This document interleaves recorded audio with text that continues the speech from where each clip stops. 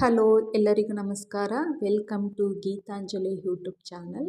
ನಾನಿವತ್ತು ತಿಳಿಸ್ತಿರುವಂತಹ ವಿಚಾರ 6ನೇ ತರಗತಿಯ ಭಾಗ 1ರಲ್ಲಿ ನಮ್ಮ ಹೆಮ್ಮೆಯ ಕರ್ನಾಟಕ ಅಂದರೆ ಅಧ್ಯಾಯ 2ರಲ್ಲಿ ನಾನು ಹೋದ ವಿಡಿಯೋದಲ್ಲೇ ತಿಳಿಸಿದ್ದೆ ಬೆಂಗಳೂರು ವಿಭಾಗಕ್ಕೆ ಅಂದರೆ ಬೆಂಗಳೂರು ಕಂದಾಯ ವಿಭಾಗಕ್ಕೆ ಸಂಬಂಧಪಟ್ಟಂಗೆ ವಿಡಿಯೋವನ್ನು ಮಾಡಿದ್ದೆ ಮತ್ತು ಕ್ವಶನ್ಸ್ನ ಯಾವ ರೀತಿ ನೀವು ನೋಡ್ಬೋದು ಅಥವಾ ಯಾವ ರೀತಿ ಮಾಡ್ಬೋದು ಅನ್ನೋದನ್ನು ನಾನು ನಿಮಗೆ ಆ 2 ವಿಡಿಯೋಗಳನ್ನು ತಿಳಿಸ್ಕೊಟ್ಟಿದ್ದೆ.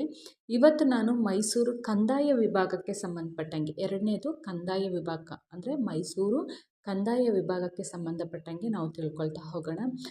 ತಿಳಿದುಕೊಳ್ಳೋಕ್ಕಿಂತ ಮುಂಚಿತವಾಗಿ ಯಾರು ಮೊದಲ ಬಾರಿಗೆ ಗೀತಾಂಜಲಿ ಯೂಟ್ಯೂಬ್ ಚಾನಲ್ನ ನೋಡ್ತಿದ್ದೀರೋ ಅವರು ಗೀತಾಂಜಲಿ ಯೂಟ್ಯೂಬ್ ಚಾನಲ್ನ ಸಬ್ಸ್ಕ್ರೈಬ್ ಮಾಡಿ ಹಾಗೆ ಸಪೋರ್ಟ್ ಮಾಡ್ತೀರಿ ಅಂತ ಹೇಳ್ತಾ ಬನ್ನಿ. ಹಾಗಾದರೆ ಇವತ್ತು ಮೈಸೂರು ಕಂದಾಯ ವಿಭಾಗದ ಬಗ್ಗೆ ನಾವು ತಿಳ್ಕೊಳ್ತಾ ಹೋಗೋಣ. ನಮ್ಮ ನಾಡಿನ ಮತ್ತೊಂದು ಆಡಳಿತ ವಿಭಾಗವೆಂದರೆ ಮೈಸೂರು ವಿಭಾಗ. ಅದು ಮೈಸೂರು ಆರಂಭದಲ್ಲಿ ಒಡೆಯರ ರಾಜ್ಯದ ರಾಜಧಾನಿಯಾಗಿತ್ತು. ಈ ವಿಭಾಗದಲ್ಲಿ 8 ಜಿಲ್ಲೆಗಳಿವೆ. ಆ 8 ಜಿಲ್ಲೆಗಳು ಯಾವುವು ಅಂದರೆ 1 ಮೈಸೂರು, 2 ಮಂಡ್ಯ, 3 ಹಾಸನ, 4 ಚಿಕ್ಕಮಗಳೂರು, 5 ಉಡುಪಿ, 6 ದಕ್ಷಿಣ ಕನ್ನಡ, 7 ಚಾಮರಾಜನಗರ, 8 ಕೊಡಗು. ಈ 8 ಜಿಲ್ಲೆಗಳನ್ನು ಕೂಡ ಮೈಸೂರು ಕಂದಾಯ ವಿಭಾಗಕ್ಕೆ ಸೇರ್ಪಡೆಯನ್ನು ಹೊಂದಿದೆ. ಈ ವಿಭಾಗದ ಆಡಳಿತ ಕೇಂದ್ರ ಯಾವುದು ಅಂದರೆ ಮೈಸೂರು. ಯಾವುದು? ಮೈಸೂರು ಕಂದಾಯ ವಿಭಾಗದ ಆಡಳಿತ ಕೇಂದ್ರ ಯಾವುದು? ಮೈಸೂರು. ಈ ವಿಭಾಗವು ಅಂದರೆ ಮೈಸೂರು ವಿಭಾಗವು ನದಿಗಳಿಗೆ, ಪರ್ವತ ಶ್ರೇಣಿಗಳಿಗೆ, ಅರಣ್ಯಗಳಿಗೆ, ವನ್ಯಮೃಗಗಳಿಗೆ, ಕಾಫಿ ತೋಟಗಳಿಗೆ ಹಾಗೆ ಕರಾವಳಿ ಬಂದರುಗಳಿಗೆ ಏನಾಗಿದೆ ಪ್ರಸಿದ್ಧಿಯನ್ನು ಹೊಂದಿರುವಂಥದ್ದನ್ನ ನಾವು ನೋಡ್ಬೋದು. ಇಲ್ಲಿ ನಿಮಗೆ ಮ್ಯಾಪನ್ನು ನಾನು ತೋರಿಸ್ತಿದ್ದೀನಿ. ಈ ಮ್ಯಾಪನ್ನು ನೀವು ನೋಡಿದ್ರೆ ಗೊತ್ತಾಗುತ್ತೆ ಮೈಸೂರು ಕಂದಾಯ ವಿಭಾಗಕ್ಕೆ ಸಂಬಂಧಪಟ್ಟಂತಹ 8 ಜಿಲ್ಲೆಗಳು ಯಾವುವು ಅನ್ನೋದನ್ನು ನಾವಿಲ್ಲಿ ನೋಡ್ತಾ ಹೋಗ್ಬೋದು. ಉಡುಪಿಯನ್ನು ನೋಡ್ತೀರಿ, ಅದರ ಪಕ್ಕದಲ್ಲಿ ಚಿಕ್ಕಮಗಳೂರು, ಅದರ ಪಕ್ಕದಲ್ಲಿ ದಕ್ಷಿಣ ಕನ್ನಡ, ಅದರ ಪಕ್ಕದಲ್ಲಿ ಹಾಸನ, ಹಾಸನ ಪಕ್ಕದಲ್ಲಿ ಕೊಡಗು ಪಕ್ಕದಲ್ಲಿ ನಾವು ಮೈಸೂರು, ಮಂಡ್ಯ, ಚಾಮರಾಜನಗರ ಈ ಎಷ್ಟು ಮೈಸೂರು ವಿಭಾಗದ ಜಿಲ್ಲಾವಾರು ಭೂಪಟಗಳನ್ನು ನಾವು ನೋಡ್ತಾ ಹೋಗ್ತೀವಿ. ಇಲ್ಲಿ ಮೈಸೂರು ಜಿಲ್ಲೆಯ ಎಷ್ಟು ಜಿಲ್ಲೆಗಳನ್ನು ಹೊಂದಿದೆ ಅನ್ನೋದನ್ನು ನಾವು ತಿಳ್ಕೊಂಡ್ವಿ. ಹಾಗೆ ಚಾರಿತ್ರಿಕ ಹಿನ್ನೆಲೆಯನ್ನು ನಾವು ನೋಡಬೇಕಾಗತ್ತೆ. ಅಂದರೆ ಮೈಸೂರು ಕಂದಾಯ ವಿಭಾಗದ ಚಾರಿತ್ರಿಕ ಹಿನ್ನೆಲೆಯನ್ನು ನಾವು ನೋಡೋದಾದರೆ ಮೈಸೂರಿನ ರಾಜ್ಯ ಇತಿಹಾಸ ಸ್ಪಷ್ಟವಾಗಿ ಆರಂಭವಾಗುವುದು ಗಂಗರ ಕಾಲದಿಂದ. ಯಾವಾಗ? ಗಂಗರ ಕಾಲದಿಂದ. ಹಾಗೆ ತಲಕಾಡು ಗಂಗರ ರಾಜಧಾನಿಯಾಗಿತ್ತು. ಯಾವುದು? ಗಂಗರ ರಾಜಧಾನಿ ಯಾವುದು? ತಲಕಾಡು ಗಂಗರ ರಾಜಧಾನಿಯಾಗಿತ್ತು. ಆ ನಂತರ ಚೇಳರು, ಹೊಯ್ಸಳರು ಮತ್ತು ವಿಜಯನಗರದ ಅರಸರು ಅರಸರು ಏನು ಮಾಡ್ತಿರ್ತಾರೆ ಮೈಸೂರು ಪ್ರದೇಶದಲ್ಲಿ ಆಳ್ವಿಕೆಯನ್ನು ನಡೆಸ್ತಾರೆ. ಯಾರು? ಗಂಗರ ನಂತರ ಯಾರ್ಯಾರು ಆಳ್ವಿಕೆಯನ್ನು ನಡೆಸ್ತಾರೆ? ಚೋಳರು, ಹೊಯ್ಸಳರು ಮತ್ತು ವಿಜಯನಗರದ ಅರಸರು ಈ ಒಂದು ಭಾಗವನ್ನು ಅಂದರೆ ಮೈಸೂರು ಪ್ರದೇಶವನ್ನು ಆಳ್ವಿಕೆಯನ್ನು ನಡೆಸ್ತಾರೆ.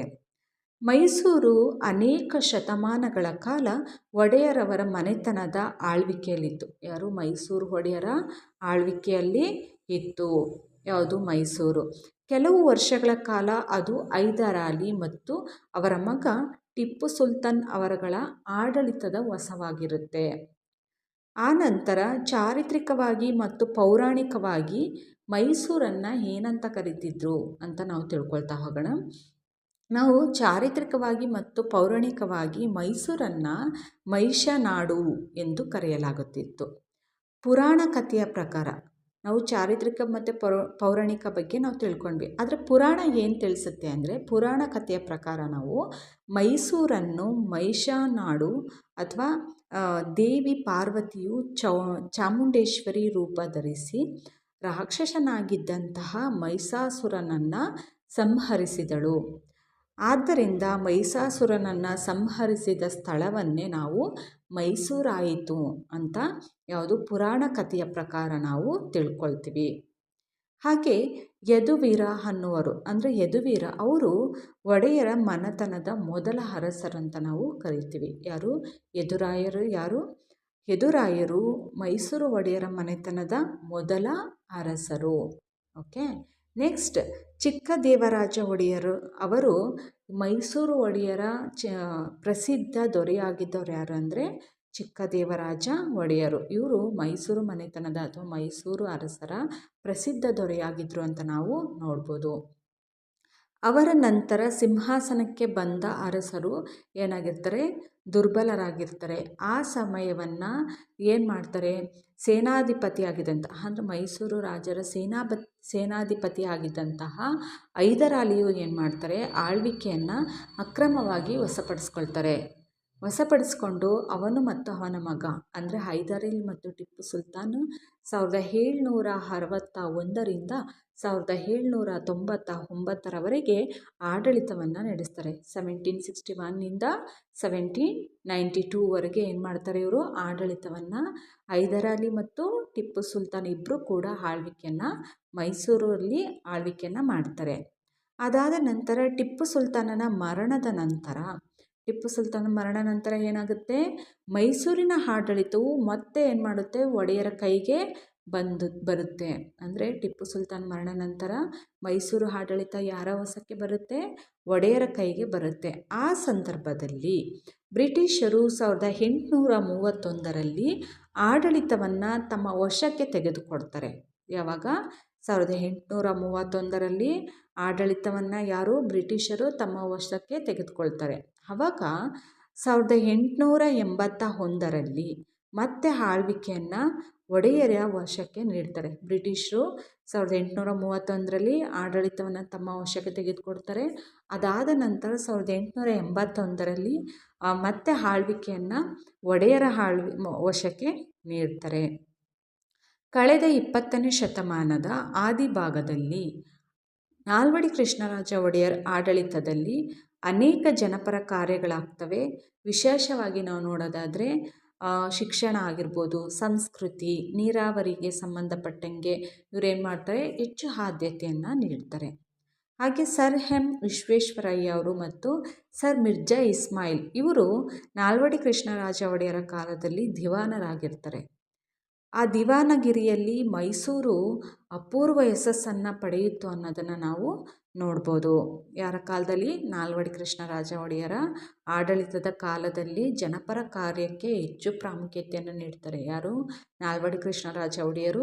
ನಾಲ್ವಡಿ ಕೃಷ್ಣರಾಜ ಒಡೆಯರು ರಾಜರಾಗಿದ್ದಂತಹ ಸಂದರ್ಭದಲ್ಲಿ ಸರ್ ಎಂ ವಿಶ್ವೇಶ್ವರಯ್ಯ ಮತ್ತು ಸರ್ ಮಿರ್ಜಾ ಇಸ್ಮಾಯಿಲ್ ಇವರಿಬ್ಬರೂ ಕೂಡ ಏನು ಮಾಡಿರ್ತಾರೆ, ದಿವಾನರಾಗಿರ್ತಾರೆ.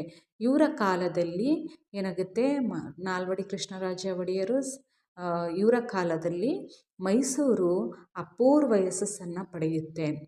ನೆಕ್ಸ್ಟ್ 1947ರಲ್ಲಿ 1947ನಲ್ಲಿ ದೇಶಕ್ಕೆ ಸ್ವಾತಂತ್ರ್ಯ ಬಂದಾಗ ಮೈಸೂರು ಸಂಸ್ಥಾನವು ಭಾರತದ ಗಣರಾಜ್ಯದಲ್ಲಿ ಏನಾಗುತ್ತೆ, ವಿಲೀನಗೊಳ್ಳುತ್ತೆ. 1947ನಲ್ಲಿ ಸ್ವಾತಂತ್ರ್ಯ ಬಂದ ತಕ್ಷಣ ಏನು ಮಾಡ್ತಾರೆ, ಮೈಸೂರು ಸಂಸ್ಥಾನವು ಭಾರತದ ಗಣರಾಜ್ಯಕ್ಕೆ ಏನಾಗುತ್ತೆ, ವಿಲೀನವನ್ನು ಆಗುತ್ತೆ. ಸೊ ಅದಾದಮೇಲೆ ಈ ವಿಭಾಗದ ಬೇರೆ ಬೇರೆ ಜಿಲ್ಲೆಗಳಲ್ಲಿ ವಿವಿಧ ರಾಜಮನೆತನಗಳು ಕೂಡ ಆಳ್ವಿಕೆ ನಡೆಸಿದ ಚರಿತ್ರೆಯನ್ನು ನಾವು ನೋಡ್ಬೋದು. ಚಾರಿತ್ರಿಕ ಹಿನ್ನೆಲೆಯನ್ನು ನೋಡಬೇಕಾದ್ರೆ ಮೈಸೂರು ಭಾಗದಲ್ಲಿ ಮೈಸೂರು ಒಡೆಯರು ಆಳ್ವಿಕೆಯನ್ನು ನಡೆಸ್ತಿದ್ರು. ಅದ್ರ ಜೊತೆಗೆ ವಿವಿಧ ರಾಜಮನೆತನಗಳು ಕೂಡ ಆಳ್ವಿಕೆಯನ್ನು ನಡೆಸ್ತಿದ್ರು. ಅದನ್ನು ನಾವು ನೋಡೋದಾದರೆ ಕೊಡಗು ಪ್ರದೇಶದಲ್ಲಿ ಅನೇಕ ರಾಜಮನೆತನಗಳು ಆಡಳಿತವನ್ನು ನಡೆಸಿದವು. ಅಂದರೆ ನಮ್ಮ ಪಕ್ಕದ ಜಿಲ್ಲೆ ಅಂದರೆ ಕೊಡಗು ಜಿಲ್ಲೆ ಏನಾಗಿತ್ತು, ಅಲ್ಲೂ ಕೂಡ ರಾಜಮನೆತನಗಳು ಆಳ್ವಿಕೆಯನ್ನು ನಡೆಸ್ತಿದ್ವು. ಹಾಲೇರಿ ಮನೆತನವು 17ನೇ ಶತಮಾನದಲ್ಲಿ ತನ್ನ ಆಳ್ವಿಕೆಯನ್ನು ಸ್ಥಾಪಿಸುತ್ತೆ. ಹಾಗೆ ಬಿದನೂರು ಇವರ ರಾಜಧಾನಿಯಾಗಿರುತ್ತೆ. ಯಾವುದು, ಹಾಲೇರಿಯ ಮನೆತನವು 17ನೇ ಶತಮಾನದಲ್ಲಿ ತನ್ನ ಆಳ್ವಿಕೆಯನ್ನು ಸ್ಥಾಪಿಸುತ್ತೆ. ಆ ಸಂದರ್ಭದಲ್ಲಿ ಬಿದನೂರು ಇವರ ರಾಜಧಾನಿಯಾಗಿರುತ್ತೆ. ಹಾಲೇರಿ ಅರಸರಲ್ಲಿ ದೊಡ್ಡ ವೀರಪ್ಪ ಪ್ರಸಿದ್ಧ ದೊರೆಯಾಗಿ ನಾವು ನೋಡ್ಬೋದು. ಹಾಗೆ ಚಿಕ್ಕ ವೀರರಾಜ ಕೊನೆಯ ಅರಸ ಅಂತ ನಾವು ಕರಿಬೋದು. ಹೀಗೆ ಇವನು ದುರ್ಬಲನಾಗಿದ್ದ ಕಾರಣ ಇದನ್ನು ಬಳಸಿಕೊಂಡು ಬ್ರಿಟಿಷರು ಏನು ಮಾಡ್ತಾರೆ, ಆಡಳಿತವನ್ನು ತಮ್ಮ ವಶಕ್ಕೆ ತೆಗೆದುಕೊಳ್ತಾರೆ. ಅದಾದ ನಂತರ ಸ್ವಾತಂತ್ರ್ಯ ನಂತರ ಕೊಡಗು ಪ್ರತ್ಯೇಕ ರಾಜ್ಯವಾಗಿತ್ತು.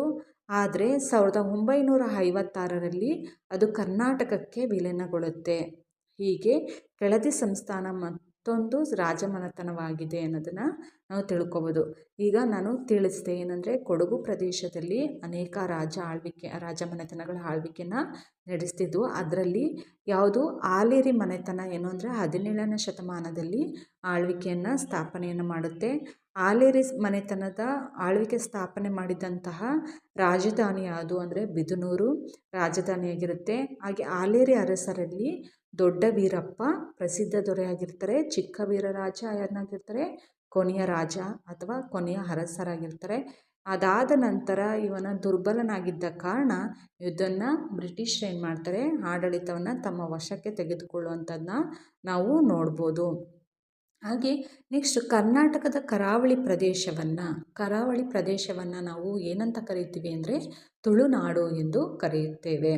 ಹಾಗೆ ದಕ್ಷಿಣ ಕನ್ನಡ ಮತ್ತು ಉಡುಪಿ ಜಿಲ್ಲೆಗಳನ್ನು ಒಳಗೊಂಡಂತಹ ತುಳುನಾಡಲ್ಲಿ 7ನೇ ಶತಮಾನದಿಂದ 14ನೇ ಶತಮಾನದವರೆಗೆ ಹಳುಪ ಮನೆತನದವರು ಏನು ಮಾಡ್ತಿರ್ತಾರೆ, ಅರಸರು ಆಳ್ವಿಕೆಯನ್ನು ನಡೆಸ್ತಿರ್ತಾರೆ. ಎಲ್ಲಿ ತುಳುನಾಡು ಪ್ರದೇಶದಲ್ಲಿ ಅಥವಾ ತುಳುನಾಡು ಪ್ರದೇಶದಲ್ಲಿ 7ನೇ ಮತ್ತು 7ರಿಂದ 14ನೇ ಶತಮಾನದವರೆಗೆ ಹಳುಪ ಮನೆತನ ಏನು ಮಾಡ್ತಿರುತ್ತೆ, ಆಳ್ವಿಕೆಯನ್ನು ನಡೆಸ್ತಿರುತ್ತೆ.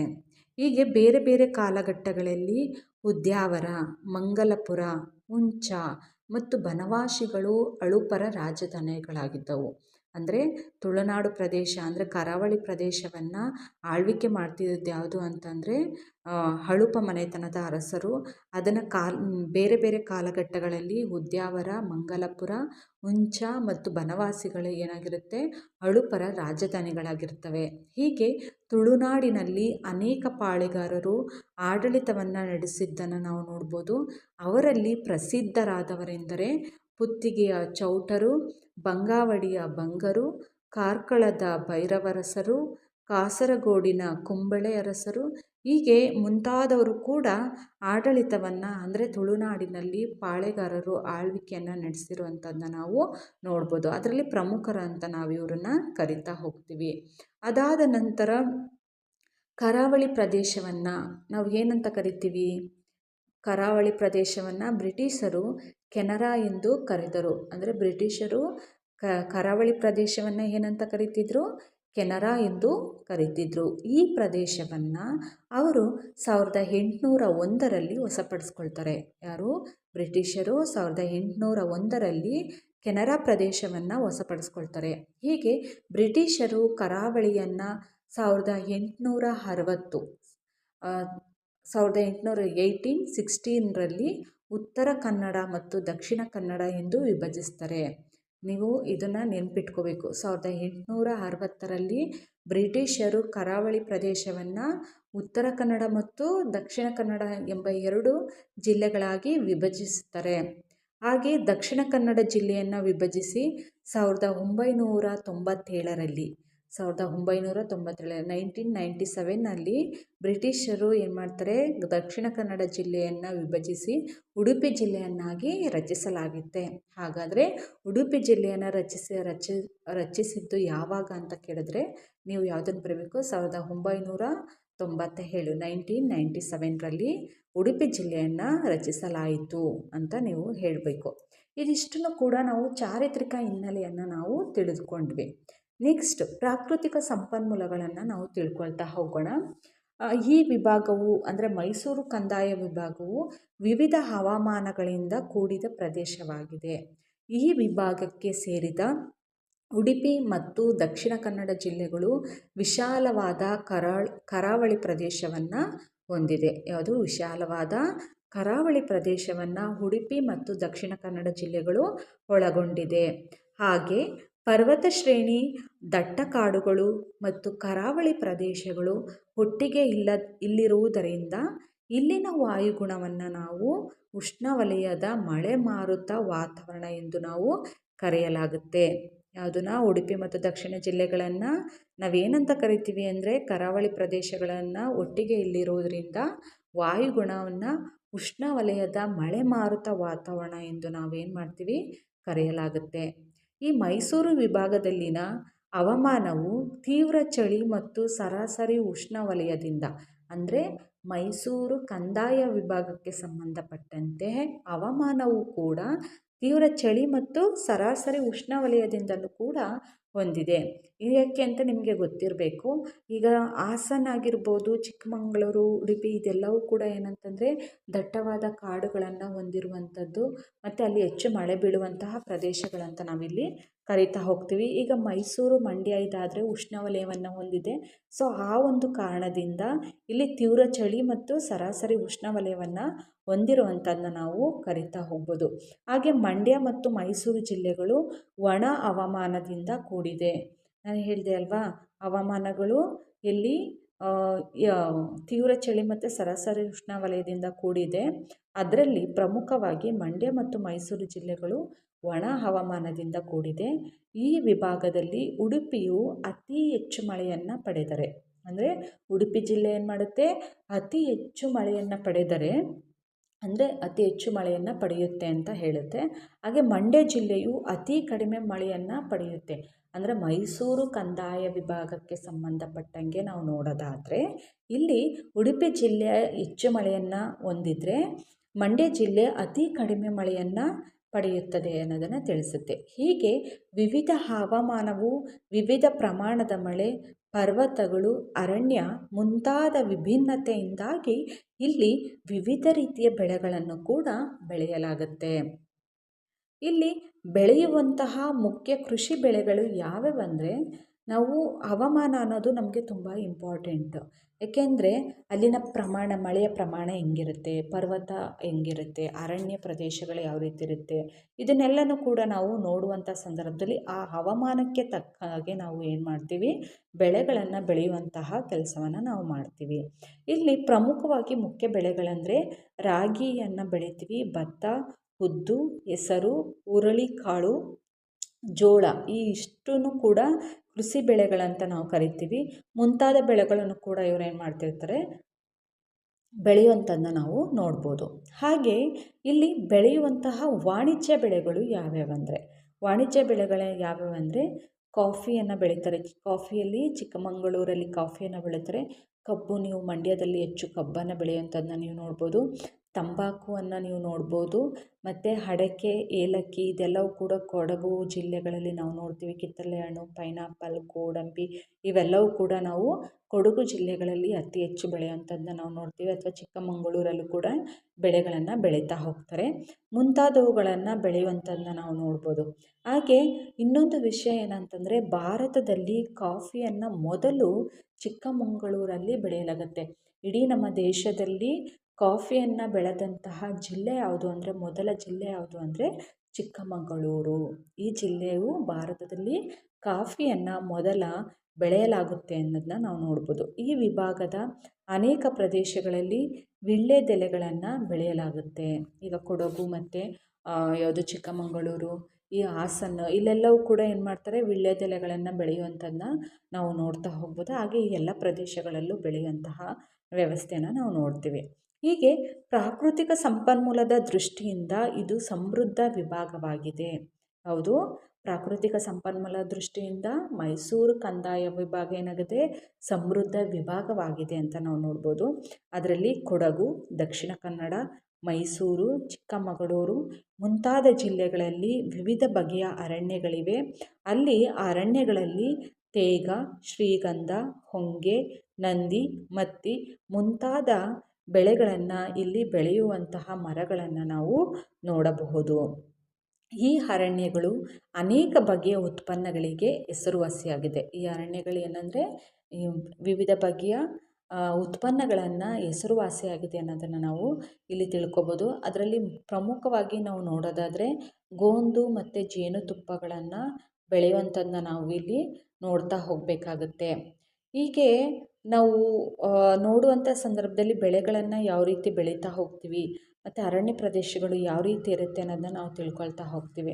ಅದರಲ್ಲಿ ನಾನು ಏನು ಹೇಳಿದೆ, ಇಲ್ಲಿ ಅರಣ್ಯಗಳಲ್ಲಿ ಉತ್ಪನ್ನಗಳಿಗೆ ಹೆಸರುವಾಸಿಯಾಗಿದೆ ಅಂದರೆ ಯಾವ್ಯಾವುದು ಅಂದರೆ ಗೋಂದು, ಜೇನುತುಪ್ಪ ಮತ್ತು ಮೀಣ, ಕಾಡು ಹಣ್ಣು ಮುಂತಾದವು ಕಿರು ಅರಣ್ಯ ಉತ್ಪನ್ನಗಳನ್ನು ಬೆಳೆಯುವಂಥದ್ದನ್ನ ನಾವು ಅರಣ್ಯ ಪ್ರದೇಶಗಳಲ್ಲಿ ನೋಡ್ಬೋದು. ಹೀಗೆ ಈ ವಿಭಾಗವು ಅನೇಕ ದೊಡ್ಡ ಮತ್ತು ಸಣ್ಣ ಪರ್ವತಗಳನ್ನು ಹೊಂದಿವೆ. ಅವುಗಳಲ್ಲಿ ಮುಖ್ಯವಾದವುಗಳೆಂದರೆ ಸುಬ್ರಹ್ಮಣ್ಯ ಬೆಟ್ಟ, ಗೋಪಾಲಸ್ವಾಮಿ ಬೆಟ್ಟ, ಮಲ್ಲೆ ಮಹದೇಶ್ವರ ಬೆಟ್ಟ, ಬಿಳಿಗಿರಿ ರಂಗನ ಬೆಟ್ಟ, ಮುಳ್ಳಯ್ಯನಗಿರಿ, ಕೆಮ್ಮಣ್ಣುಗುಂಡಿ, ಚಾಮುಂಡಿ ಬೆಟ್ಟ, ಶ್ರವಣಬೆಳಗೊಳದ ಚಂದ್ರಗಿರಿ, ಇಂದ್ರಗಿರಿ ಮುಂತಾದ ಪ್ರಸಿದ್ಧ ಬೆಟ್ಟಗಳನ್ನು ನಾವು ನೋಡ್ತಾ ಹೋಗ್ಬೋದು. ಈಗ ಸುಬ್ರಹ್ಮಣ್ಯ ಬೆಟ್ಟ ಅಂದರೆ ನೀವು ಸಕಲೇಶಪುರ ಹಾಸನ ಜಿಲ್ಲೆಯಲ್ಲಿ ನೋಡೋಂತಹ ಸಂದರ್ಭದಲ್ಲಿ ಸುಬ್ರಹ್ಮಣ್ಯ ಬೆಟ್ಟವನ್ನು ನೀವು ನೋಡ್ಬೋದು. ಗೋಪಾಲಸ್ವಾಮಿ ಬೆಟ್ಟವನ್ನು ಕೂಡ ನೋಡ್ಬೋದು. ಹಾಗೆ ಮಲೆ ಮಹದೇಶ್ವರ ಬೆಟ್ಟ, ಇದು ಮೈಸೂರು ಜಿಲ್ಲೆಗೆ ಸಂಬಂಧಪಟ್ಟಿದ, ಅಂದರೆ ಮೈಸೂರು ಅಂದರೆ ಚಾಮರಾಜನಗರ ಜಿಲ್ಲೆಗೆ ಸಂಬಂಧಪಟ್ಟಂಥದ್ದನ್ನ ನಾವು ನೋಡ್ಬೋದು. ಹಾಗೆ ಬಿಳಿಗಿರಿ ರಂಗನ ಬೆಟ್ಟ ಆಗಿರ್ಬೋದು, ಮುಳ್ಳಯ್ಯನಗಿರಿ ಬೆಟ್ಟ, ಕೆಮ್ಮಣ್ಣಗುಂಡಿ, ಇವೆಲ್ಲವೂ ಕೂಡ ಚಿಕ್ಕಮಗಳೂರು ಜಿಲ್ಲೆಗಳಲ್ಲಿ ಅಕ್ಕಪಕ್ಕದಲ್ಲಿ ನಾವು ನೋಡ್ತಾ ಹೋಗಬೇಕಾಗತ್ತೆ. ಹಾಗೆ ಚಾಮುಂಡಿ ಬೆಟ್ಟ ಬಂದರೆ ನೀವು ಯಾವುದು ಮೈಸೂರು ಜಿಲ್ಲೆಯಲ್ಲಿ ಮೈಸೂರಲ್ಲಿ ನಾವು ನೋಡ್ಬೋದು. ಹೀಗೆ ಹಲವಾರು ಬೆಟ್ಟಗಳನ್ನು ನಾವು ಪರ್ವತ ಶ್ರೇಣಿಗಳು ಮತ್ತು ಬೆಟ್ಟಗಳನ್ನು ಪ್ರಮುಖವಾಗಿ ನಾವು ಪ್ರಸಿದ್ಧ ಬೆಟ್ಟಗಳಂತ ನಾವಿಲ್ಲಿ ಕರೀತಾ ಹೋಗ್ತೀವಿ. ಹಾಗೆ ದಟ್ಟವಾದ ಅರಣ್ಯಗಳಿಗೆ ಹೆಸರುವಾಸಿಯಾದಂತಹ ಮೈಸೂರು ವಿಭಾಗವು ಜೀವ ವೈವಿಧ್ಯಕ್ಕೂ ಹೆಸರುವಾಸಿಯಾಗಿದೆ.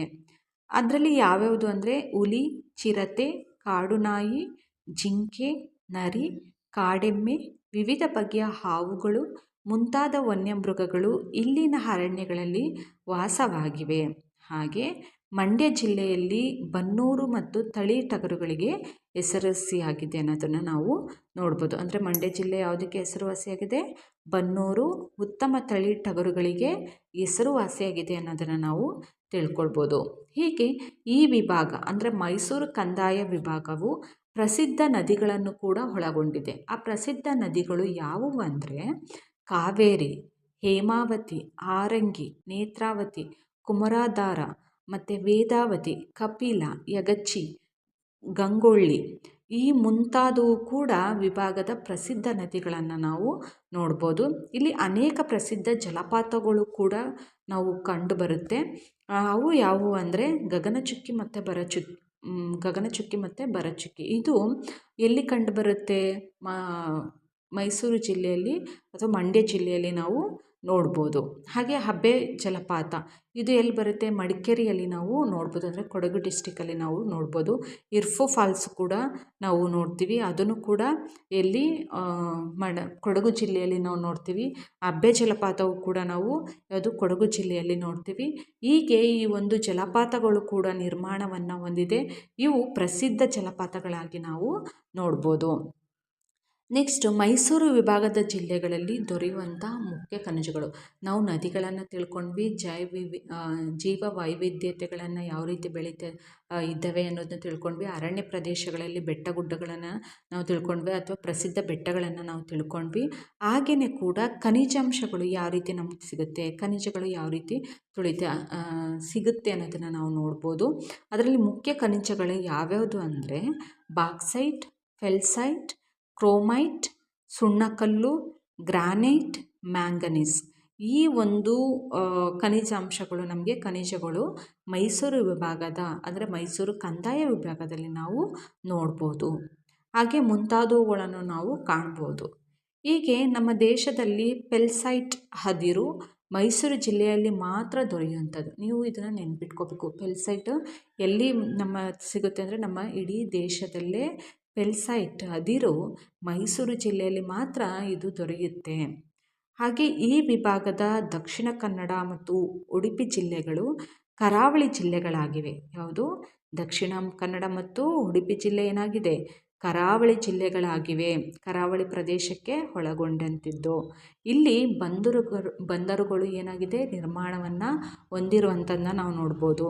ಅಲ್ಲಿ ಆ ಬಂದರುಗಳಲ್ಲಿ ಈ ಜಿಲ್ಲೆಗಳು ಏನು ಮಾಡ್ತವೆ ಅಂದರೆ ಸಮುದ್ರದಲ್ಲಿ ಮೀನುಗಾರಿಕೆಗೆ ಹೆಸರುವಾಸಿಯಾಗಿರುವಂಥದ್ದನ್ನ ನಾವು ನೋಡ್ಬೋದು. ದಕ್ಷಿಣ ಕನ್ನಡ ಮತ್ತು ಉಡುಪಿ ಜಿಲ್ಲೆಗಳಲ್ಲಿ ಕರಾವಳಿ ಜಿಲ್ಲೆಗಳಾಗಿವೆ. ಅಲ್ಲಿ ಹೆಚ್ಚು ಬಂದರುಗಳಿರೋದ್ರಿಂದ ಸಮುದ್ರದಲ್ಲಿ ಮೀನುಗಾರಿಕೆಗೆ ಹೆಚ್ಚು ಹೆಸರುವಾಸಿಯಾಗಿರುವಂಥದ್ದನ್ನ ನಾವು ಕಾಣಬಹುದು. ಹೀಗೆ ಇಲ್ಲಿ ಸಂಸ್ಕರಿಸಿದ ಮೀನನ್ನು ರಫ್ತು ಮಾಡಲಾಗುತ್ತೆ. ಇಲ್ಲಿ ಸಂಸ್ಕರಿಸಿದಂತಹ ಮೀನುಗಳನ್ನು ಏನು ಮಾಡುತ್ತೆ? ಬೇರೆ ಕಡೆಗೆ ರಫ್ತು ಮಾಡುವಂಥದ್ದನ್ನ ನಾವು ನೋಡಬಹುದು. ಹಾಗೆ ಸಾವಿರಾರು ಮೀನುಗಾರರಿಗೆ ಇದು ವರಮಾನದ ಮೂಲವಾಗಿದೆ. ಯಾವುದು ದಕ್ಷಿಣ ಕನ್ನಡ ಮತ್ತು ಉಡುಪಿ ಜಿಲ್ಲೆಗಳಿಗೆ ಇದೇನಾಗಿದೆ ನಮಗೆ ಸಾವಿರಾರು ಮೀನುಗಾರರಿಗೆ ವರಮಾನದ ಮೂಲವಾಗಿದೆ ಅನ್ನೋದನ್ನು ನಾವಿಲ್ಲಿ ತಿಳ್ಕೊಬೇಕಾಗುತ್ತೆ. ಹೀಗೆ ಕೊಡಗು, ಚಿಕ್ಕಮಗಳೂರು, ಮೈಸೂರು ಜಿಲ್ಲೆಗಳು ಮರಗಳ ದಿಮ್ಮಿಗಳ ಮಾರಾಟದ ಕೇಂದ್ರಗಳಾಗಿವೆ. ಎಲ್ಲಿಗೆ? ಮರಗಳ ದಿಮ್ಮಿಗಳ ಮಾರಾಟ ಕೇಂದ್ರ ಯಾವ್ಯಾವುದು ಅಂದರೆ ಕೊಡಗು, ಚಿಕ್ಕಮಗಳೂರು, ಮೈಸೂರು ಜಿಲ್ಲೆ ಈ ಮೂರು ಕೂಡ ಏನಾಗುತ್ತೆ ನಾವು ಮರಗಳ ದಿಮ್ಮಿಗಳನ್ನು ಮಾರಾಟ ಮಾಡುವ ಕೇಂದ್ರಗಳನ್ನು ನಾವು ನೋಡಬಹುದು. ಇಲ್ಲಿ ನಾವು ಈ ಒಂದು ಯಾವುದು ಭೂಪಟಗಳಲ್ಲಿ ಅಥವಾ ಚಿತ್ರಗಳಲ್ಲಿ ನಾವು ನೋಡ್ತಿದ್ವಿ. ಇಲ್ಲಿ ಇದು ದಕ್ಷಿಣ ಕನ್ನಡ ಮತ್ತು ಉಡುಪಿ ಜಿಲ್ಲೆಗಳಲ್ಲಿ ಕರಾವಳಿಗೆ ಸಂಬಂಧಪಟ್ಟಂಗೆ ಮೀನುಗಳನ್ನು ಯಾವ ರೀತಿ ಸಂಸ್ಕರಣೆಯನ್ನು ಮಾಡ್ತಿರ್ತಾರೆ, ಸಂಸ್ಕರಿಸ್ತಾರೆ ಮತ್ತು ಅವ್ರಿಗೆ ಯಾವ ರೀತಿ ಒಂದು ವರಮಾನವಾದಂತಹ ಮೂಲವಾಗಿದೆ ಅಂತ ನಾವಿಲ್ಲಿ ತಿಳ್ಕೊಬೋದು. ಹಾಗೆ ಇಲ್ಲಿ ಗಗನಚುಕ್ಕಿ ಮತ್ತು ಭರಚುಕ್ಕಿ ಜಲಪಾತವನ್ನು ನಾವು ನೋಡ್ತಿದ್ದೀವಿ. ಇದು ಎಲ್ಲಿ ಮಂಡ್ಯ ಜಿಲ್ಲೆಯಲ್ಲಿ ಬರುವಂತಹ ಯಾವುದು ಮಳವಳ್ಳಿ ತಾಲೂಕು ಅಥವಾ ಮೈಸೂರು ಅಕ್ಕಪಕ್ಕದಲ್ಲಿ ಬರುವಂತಹ ಜಿಲ್ಲೆಯಲ್ಲಿ ನಾವು ನೋಡ್ತಾ ಹೋಗ್ಬೋದು. ಇದು ಮಳವಳ್ಳಿ ತಾಲೂಕುಗಳಲ್ಲಿ ಕಂಡುಬರುತ್ತದೆ. ಇದು ಏನಾಗುತ್ತೆ ಅಂದರೆ ಅತಿ ಹೆಚ್ಚು ಗಗನಚುಕ್ಕಿ ಮತ್ತು ಭರಚುಕ್ಕಿ ಒಂದು ರಮಣೀಯ ದೃಶ್ಯವನ್ನು ನಾವು ಈ ಒಂದು ಜಲಪಾತವನ್ನು ನಾವು ನೋಡಬಹುದು. ನೆಕ್ಸ್ಟ್ ಇದಿಷ್ಟು ನಾವು ತಿಳ್ಕೊಂಡ್ವಿ. ಈಗ ಅರಣ್ಯಗಳು ಮತ್ತು ವನ್ಯಮೃಗಗಳು ಮತ್ತು ರಾಷ್ಟ್ರೀಯ ಉದ್ಯಾನಗಳು ಯಾವ್ಯಾವ ರೀತಿ ಇದೆ ಅನ್ನೋದನ್ನು ಮತ್ತು ರಾಷ್ಟ್ರೀಯ ಉದ್ಯಾನಗಳು ಯಾವ್ಯಾವುದು ಅನ್ನೋದನ್ನು ಕೂಡ ನಾವಿಲ್ಲಿ ತಿಳ್ಕೊಳ್ತಾ ಹೋಗೋಣ. ಓಕೆ, ಮೈಸೂರು ಅರಣ್ಯಗಳ ನಾಡು. ಈಗ ನಿಮಗೆ ಮೈಸೂರನ್ನು ನೋಡಿದಾಗ ನಿಮ್ಗೆ ಗೊತ್ತಾಗುತ್ತೆ ಅದೇನು ಅರಣ್ಯಗಳ ನಾಡು ಅಂತಲೇ ನಾವು ಮೈಸೂರನ್ನು ಕರಿತೀವಿ. ಹೀಗೆ ಮೈಸೂರು, ಕೊಡಗು, ಚಿಕ್ಕಮಗಳೂರು, ಹಾಸನ ಈ ಮುಂತಾದ ಜಿಲ್ಲೆಗಳು ವೈವಿಧ್ಯಮಯವಾದಂತಹ ಅಂದರೆ ವಿಭಿನ್ನವಾದಂತಹ ದಟ್ಟ ಅರಣ್ಯ ಪ್ರದೇಶದಿಂದ ಕೂಡಿದೆ. ಯಾವುದು 3 ಜಿಲ್ಲೆಗಳು 4 ಜಿಲ್ಲೆಗಳು ಮೈಸೂರು, ಕೊಡಗು, ಚಿಕ್ಕಮಗಳೂರು, ಹಾಸನ ಇಲ್ಲೆಲ್ಲವೂ ಕೂಡ ಬೆಟ್ಟಗಳನ್ನು ನಾವು ನೋಡ್ಬೋದು, ಅರಣ್ಯ ಪ್ರದೇಶಗಳನ್ನು ನಾವು ನೋಡ್ಬೋದು. ಅತಿ ಎತ್ತರವಾದಂತಹ ಪ್ರದೇಶಗಳಲ್ಲಿ ಹೆಚ್ಚು ಕಾಡುಗಳ ಇರುವಂಥದ್ದನ್ನ ನೋಡ್ಬೋದು. ಹಾಗಾಗಿ ಇಲ್ಲಿ ಅತಿ ಹೆಚ್ಚು ಮಳೆ ಬೀಳುವಂಥದ್ದು ಕೂಡ ಸಾಧ್ಯತೆಯನ್ನು ನಾವು ಕಾಣ್ತಾ ಹೋಗ್ತೀವಿ. ಹಾಗೆ ಇಲ್ಲಿ ದಟ್ಟ ಅರಣ್ಯ ಪ್ರದೇಶಗಳಿಂದ ಕೂಡಿದೆ. ಇಲ್ಲಿ ನಾವು ನೋಡೋದಾದರೆ ಬಂಡೀಪುರ, ನಾಗರಹೊಳೆ, ಮಲೆ ಮಹದೇಶ್ವರ ಬೆಟ್ಟ, ಪುಷ್ಪಗಿರಿ ಮುಂತಾದವು ಪ್ರಸಿದ್ಧ ಅರಣ್ಯ ಪ್ರದೇಶಗಳನ್ನು ಕೂಡ ಹೊಂದಿದೆ. ಹಾಗೆ ಇಲ್ಲಿ 16 ಬಗೆಯ ಕಿರು ಅರಣ್ಯ ಉತ್ಪನ್ನಗಳು ಕೂಡ ದೊರೆಯುತ್ತವೆ. ಅಂದರೆ 16 ಕಿರು ಅರಣ್ಯ ಚಿಕ್ಕದಾದಂತಹ ಅರಣ್ಯ ಉತ್ಪನ್ನಗಳನ್ನು ಕೂಡ ನಾವು ನೋಡ್ಬೋದು. ಹಾಗೂ ಇಲ್ಲಿ ಅರಣ್ಯ ಪ್ರದೇಶಗಳಲ್ಲಿ ಸಾವಿರಾರು ಬುಡಕಟ್ಟು ಜನರಿಗೆ ಕಿರು ಅರಣ್ಯ ಉತ್ಪನ್ನಗಳು ವರಮಾನದ ಆಹಾರದ ಮೂಲಗಳಾಗಿವೆ. ಆ ಕಿರು ಅರಣ್ಯಗಳೇನಿರುತ್ತೆ ಅಲ್ಲಿ ಹಲವಾರು ಬುಡಕಟ್ಟುಗಳು, ಸಾವಿರಾರು ಬುಡಕಟ್ಟುಗಳು ಕೂಡ ಏನು ಮಾಡ್ತಿರುತ್ತೆ ಇಲ್ಲಿ ವಾಸವನ್ನು ಹೊಂದಿರುತ್ತೆ. ಮತ್ತು ಆ ಕಿರು ಅರಣ್ಯಗಳ ಉತ್ಪನ್ನಗಳು ಏನಾಗಿರುತ್ತೆ ವರಮಾನವಾಗಿ ಮತ್ತು ಆಹಾರದ ಮೂಲಗಳಾಗಿ ಕಂಡುಬರುತ್ತೆ. ಹೀಗೆ ಮೈಸೂರು ವಿಭಾಗದ ನೀವು ನೋಡ್ತಾ ಹೋಗ್ಬೋದು, ಚಾಮರಾಜನಗರ ಡಿಸ್ಟಿಕ್ಕನ್ನು ನಾವು ನೋಡಿದಾಗ ಅಲ್ಲಿ ಏನು ಬರುತ್ತೆ, ಅಲ್ಲಿ ಬೆಟ್ಟಗುಡ್ಡಗಳಲ್ಲಿ ಅಲ್ಲಿ ಬುಡಕಟ್ಟು ಜನಾಂಗಗಳು ವಾಸವನ್ನು ಮಾಡ್ತಿರೋಂಥದ್ದನ್ನ ನಾವು ನೋಡ್ಬೋದು. ಹಾಗಾಗಿ ಮೈಸೂರು ವಿಭಾಗದ ಜಿಲ್ಲೆಗಳು ಅನೇಕ ಬುಡಕಟ್ಟು ಸಮುದಾಯಗಳಿಗೆ ನೆಲೆಯಾಗಿದೆ. ಅದರಲ್ಲಿ ಆ ಬುಡಕಟ್ಟು ಸಮುದಾಯಗಳ ನೆಲೆಗಳು ಯಾವ್ಯಾವು ಅಂದರೆ ಜೇನು ಕುರುಬರು ಅತಿ ಹೆಚ್ಚು ಜನಸಂಖ್ಯೆಯ ಬುಡಕಟ್ಟನ್ನು ಅಥವಾ ಸಮುದಾಯವನ್ನು ನಾವಿಲ್ಲಿ ನೋಡ್ಬೋದು. ಹಾಗೆ ಮೈಸೂರು, ಜಿಲ್ಲೆಗಳಲ್ಲಿ ಇವರು ಹೆಚ್ಚಾಗಿ ನೆಲೆಸಿರ್ತಾರೆ. ಯಾರು? ಜೇನು ಕುರುಬರು ಅತಿ ಹೆಚ್ಚು ಜನಸಂಖ್ಯೆಯ ಬುಡಕಟ್ಟು ಸಮುದಾಯವಾಗಿದೆ.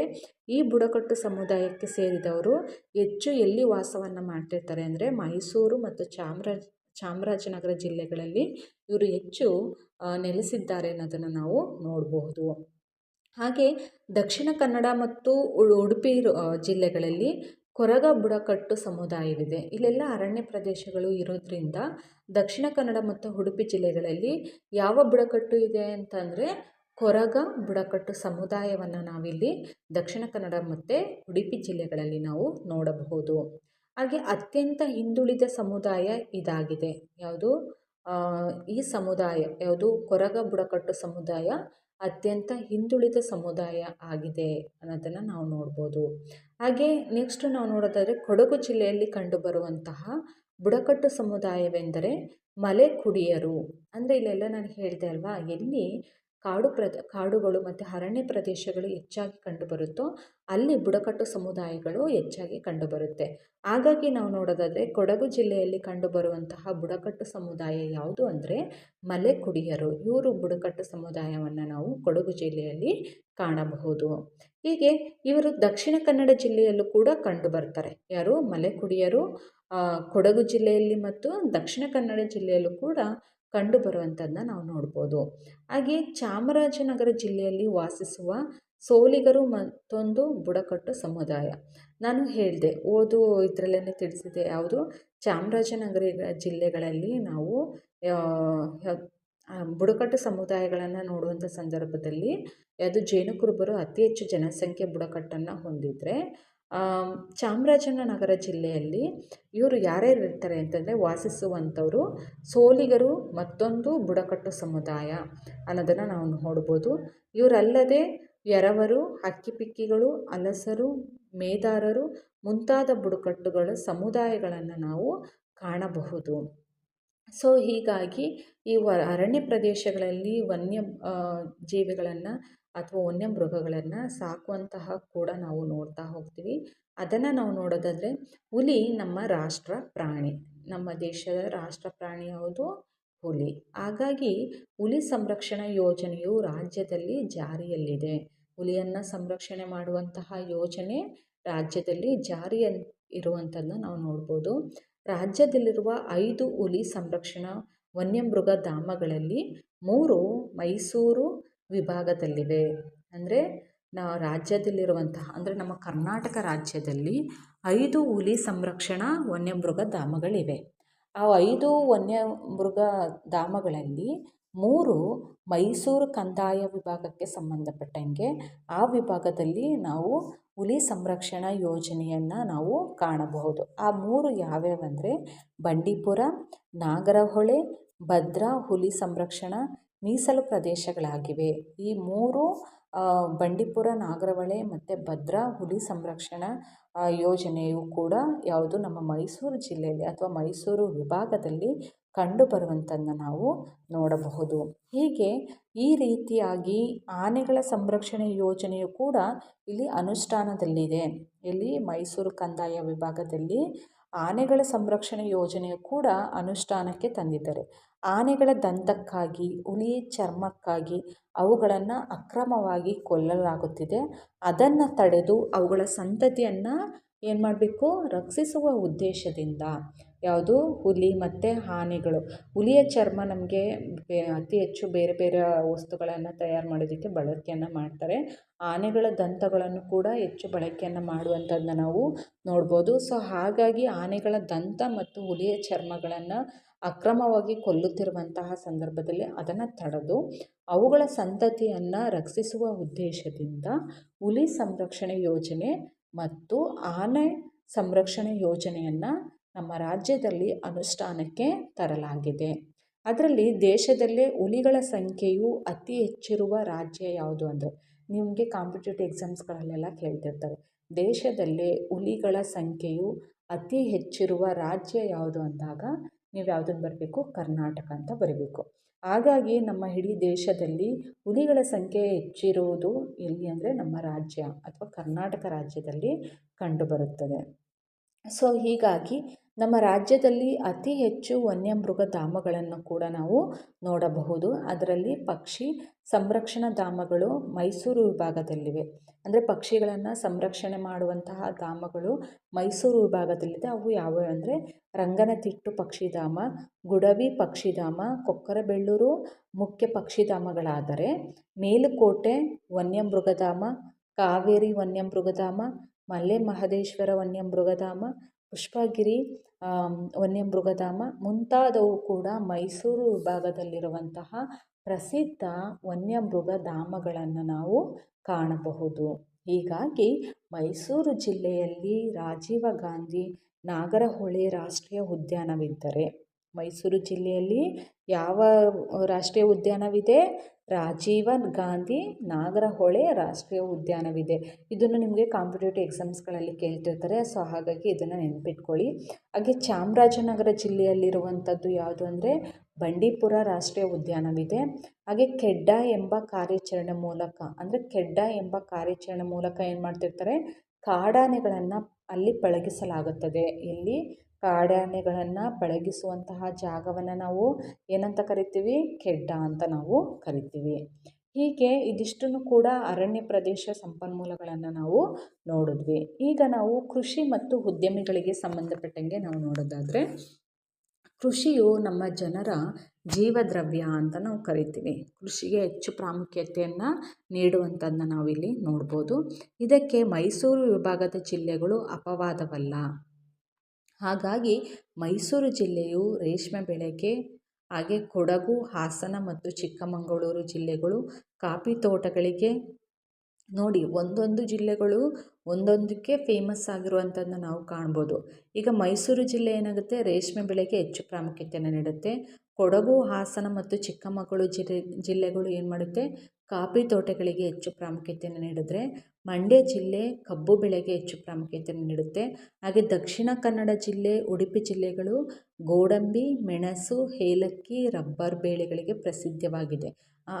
ಅದ್ರ ಜೊತೆಗೆ ದೇಶದಲ್ಲೇ ಅತಿ ಹೆಚ್ಚು ಕಾಫಿಯನ್ನು ಬೆಳೆಯುವಂತಹ ಜಿಲ್ಲೆ ಯಾವುದು ಅಂದರೆ ಚಿಕ್ಕಮಗಳೂರು ಜಿಲ್ಲೆ. ಇಲ್ಲಿ ಚಿಕ್ಕಮಗಳೂರು ಜಿಲ್ಲೆಯಲ್ಲಿ ಕಾಫಿಯನ್ನು ಬೆಳೆಯಲಾಗುತ್ತೆ. ಸೊ ಒಂದೊಂದು ಡಿಸ್ಟಿಕ್ಕು ಕೂಡ ಅಂದರೆ ಒಂದೊಂದು ಜಿಲ್ಲೆಗಳು ಕೂಡ ಒಂದೊಂದಕ್ಕೆ ಪ್ರಸಿದ್ಧಿಯನ್ನು ಹೊಂದಿರುವಂಥದ್ದು ನಮ್ಮ ಮೈಸೂರು ಕಂದಾಯ ವಿಭಾಗಕ್ಕೆ ಸಂಬಂಧಪಟ್ಟಂಗೆ ನೋಡ್ತೀವಿ.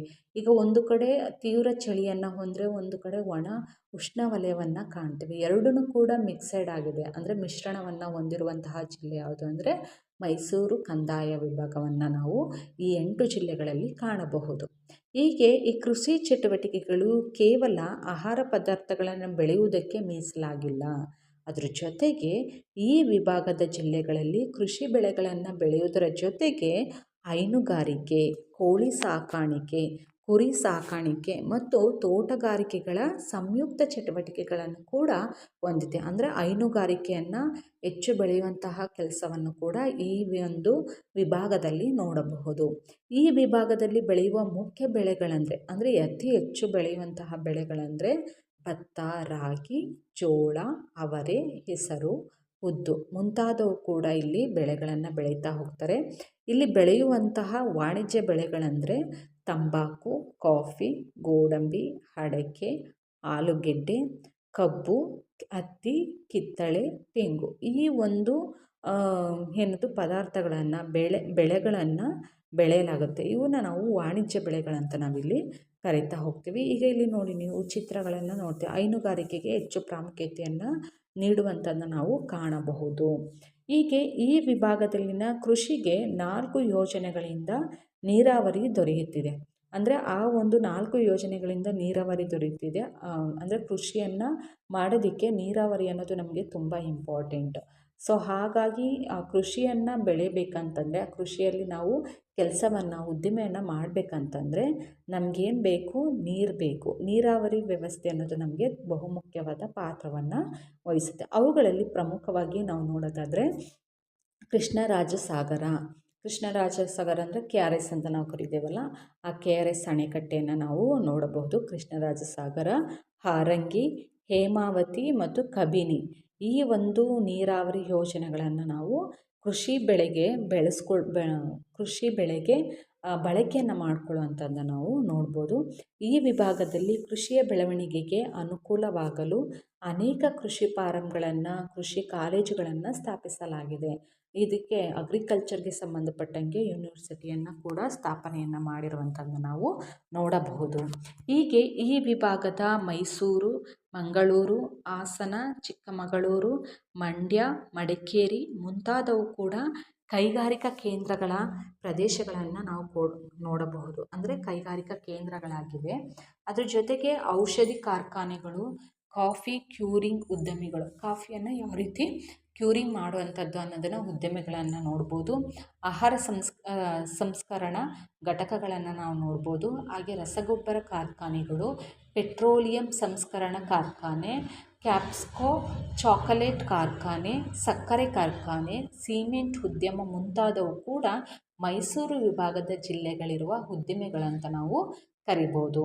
ಸೊ ಹೀಗಾಗಿ ಈ ವಿಭಾಗದಲ್ಲಿ ಅಂದರೆ ಮೈಸೂರು ಕಂದಾಯ ವಿಭಾಗದಲ್ಲಿ ಬೃಹತ್ ಉದ್ದಿಮೆಗಳ ಸಂಖ್ಯೆ ಕಡಿಮೆ, ಆದರೆ ಸಾವಿರಾರು ಸಣ್ಣ ಮತ್ತು ಮಧ್ಯಮ ಗಾತ್ರ ಉದ್ದಿಮೆಗಳನ್ನು ನಾವು ಕಾಣಬಹುದು. ಅಂದರೆ ಇಲ್ಲಿ ದೊಡ್ಡ ಅಂದರೆ ಬೃಹತ್ ಉದ್ದಿಮೆಗಳನ್ನು ನಾವು ಇಲ್ಲಿ ಕಾಣೋದಕ್ಕೆ ಸಾಧ್ಯ ಇಲ್ಲ, ಆದರೆ ಸಣ್ಣ ಸಣ್ಣ ಮಧ್ಯಮ ಗಾತ್ರ ಉದ್ದಿಮೆಗಳನ್ನು ನಾವು ಮೈಸೂರು ಕಂದಾಯ ವಿಭಾಗದಲ್ಲಿ ನಾವು ಕಾಣಬಹುದು. ಸೊ ಇದಿಷ್ಟನ್ನು ಕೂಡ ನಾವು ಏನಂತಂದರೆ ಕೃಷಿ ಮತ್ತು ಉದ್ಯಮಿಗಳಿಗೆ ಸಂಬಂಧಪಟ್ಟಂಗೆ ನಾವು ತಿಳ್ಕೊಂಡ್ವಿ.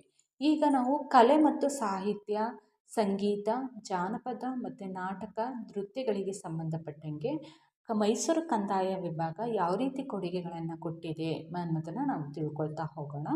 ಈ ವಿಭಾಗವು ಕಲೆ, ಸಾಹಿತ್ಯ, ನಾಟಕ, ನೃತ್ಯ ಮುಂತಾದ ಕಲೆಗಳಿಂದ ಶ್ರೀಮಂತವಾಗಿದೆ ಅನ್ನೋದನ್ನು ನಾವು ತಿಳ್ಕೊಬೋದು. ಯಾಕೆ ಅಂದರೆ ಮೈಸೂರು ನಗರವನ್ನು ಕಲೆಯ ತವರೂರು ಎಂದು ಕೂಡ ನಾವು ಹೇಳಲಾಗುತ್ತೆ.